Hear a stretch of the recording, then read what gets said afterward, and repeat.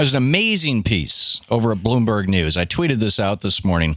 If you want to track it down, and we'll get a link over on our website, I'm sure, in the next few hours. But it's by Jordan Robertson, Michael Riley, and Andrew Willis.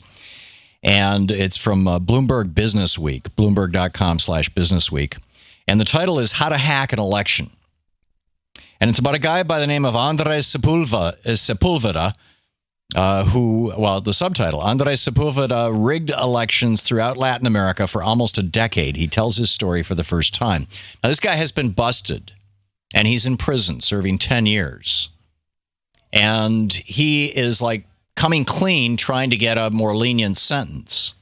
And so he lays out all this stuff, and it starts out, when Peña Nieto, this is the not hard right, but the new president of Mexico. He's a I guess what today in America or in the United States we would call a Republican, right? When Peña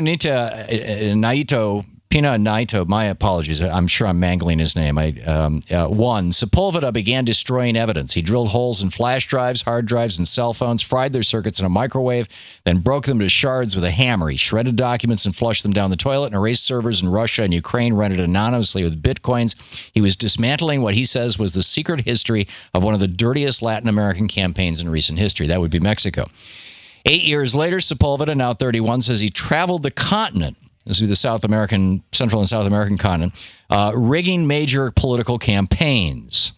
He says with a budget of $600,000, the Peña Nieto job was by far his most complex.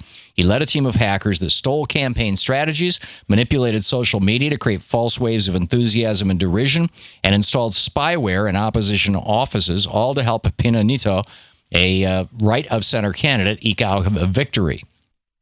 And then he talks about how he has done this in Nicaragua, Panama, Honduras, El Salvador, Colombia, Mexico, Costa Rica, Guatemala, and Venezuela. And he just lays out all his techniques and strategies and, all this kind of stuff. He says he wrote a software program now called Social Media Predator to manage and direct a virtual army of fake Twitter accounts. The software let him quickly change names, profile pictures, and biographies to meet any need.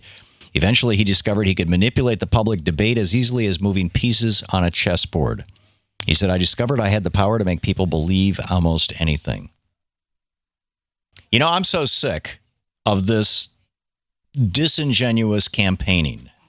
It's and hacked elections and rigged elections. This piece by Sepulveda, this is astonishing. I am just totally so sick of this. To watch more clips from our programs, hit the Watch More Videos button over here, and please be sure to hit the handy dandy subscribe button so you'll always be up to date. Tag, you're it.